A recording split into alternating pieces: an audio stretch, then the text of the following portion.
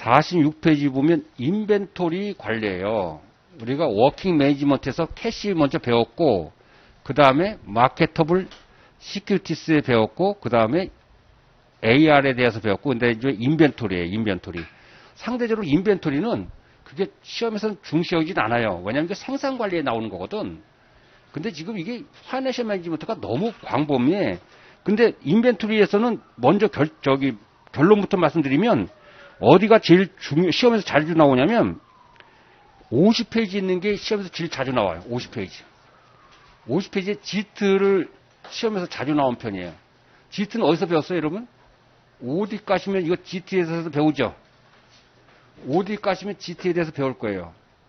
그러니까 제가 가르치는 부분하고 박군 선생님이 가르치는 부분하고 계속 잘해서 매칭해서 서로 부족한 게 이렇게 설명하는 방법이 다를 테니까 여러분들 잘 보면 도움이 될 수도 있어요.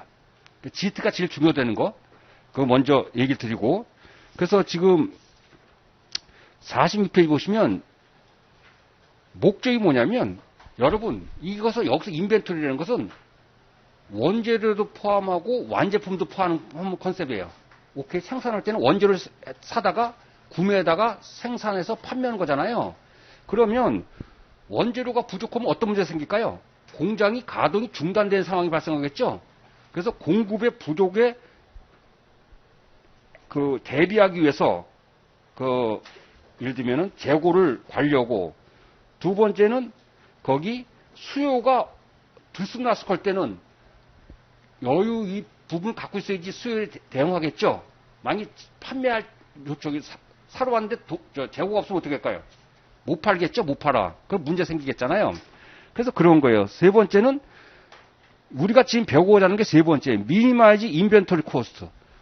재고와 관련된 비용을 최소화시키는 게 재고 관리 목적이겠죠. 오케이? 재고 자산이 많으면 좋을까 나쁠까? 재고 자산이 많으면 코스트가 많이 들어가요. 반대로 부족하면 생산을 못하거나 판매를 하고 하는데 부족한 문제가 생겨요. 그러니까 이걸 뭐든지 중용이 중요해요. 중용이 중요하다는 컨셉이에요. 그러면 거기 밑에 재고 관련 비용인데 1번하고 2번을 여러분들 특히 잘 봐놔야 돼요.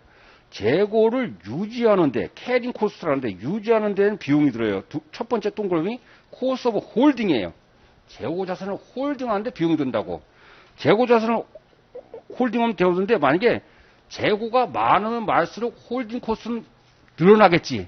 그럼 어떤 게 늘어나냐면 거기 재고 부족 비용이 들어가고, 두 번째 자금이 거기에 파킹된다. 그러면 이자 비용이 포함된다고. 또 어떤 거예요? 또 이게 흠집이 날 수가 있다고, 오래되면. 그 다음에 슬쩍 할 수도 있어요, 사람들이. 그 다음에 보험을 가입해야 돼요, 창고에 대해서. 그 다음에 창고가 있으면 재산세를 내야 된단 말이에요. 이런 것이 재고를 보유함으로써 들어가는 비용이에요. 그러니까 당연히 재고량과 이 캐링 코스트는 정비례 관계가 있겠지. 재고가 많으면 많을수록 늘어나고 적으면 반비례 오는 거죠. 맞죠? 줄어드는 그런 컨셉이에요. 자, 두 번째가 재고를 주문하게 되면 주문 비용이 들어간다고. 주문 비용이 들어가요. 그래서 거기 보면 첫 번째로 오더, 주문을 플레이싱인 주문을 하는 경우에 들어가는 비용이에요. 주문을 해서 주문을 하게 되면 재고가 도착하면 그걸 갖다가 또 쫙쫙쫙쫙 나눠주고 뭐 서류 작성해야 되고 이런 등등이 나가잖아요. 그러니까 이것도 그런 거예요. 그래서 거기 보면 이거는 반대로 재고 수준이 낮으면 낮을수록 오더 코스트가 증가돼요. 왜 그럴까요? 재고를 적게 갈수록 주문을 더 자주 해야 되잖아. 재고가 많으면 주문을 덜 해도 되지만 재고가 적으면 더 빈번하게 오더를 내야 된단 말이에요. 오케이? 그러니까 그 위에랑 밑에랑 캐링 코스트랑 밑에 오더링 코스트랑 약간 컨셉이 달라요. 캐링 코스트는 재고가 많으면 많을수록 유지 비용이 많이 들어가는데, 이거는 재고가 많으면 많을수록 재고 수준이 높으면 높을수록 오더 코스트는 줄어드는 거예요. 반비례 관계예요.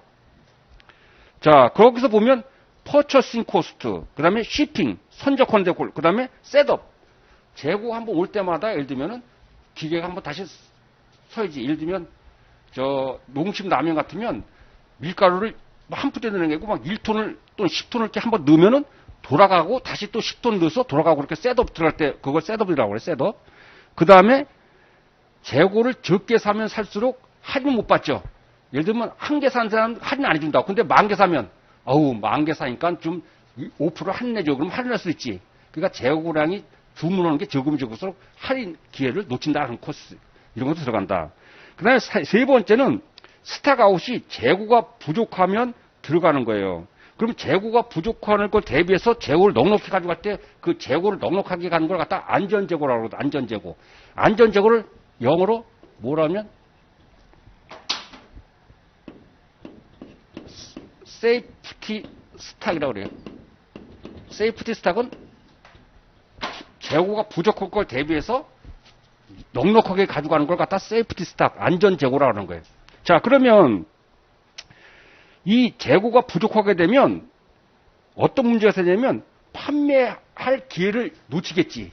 기회 이익을 놓친다고. 또 어떤 게 있냐면 고객이 불만이 많아.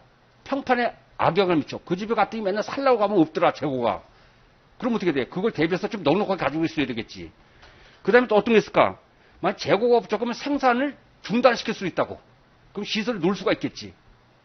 오케이. 그 다음에 뭐예요?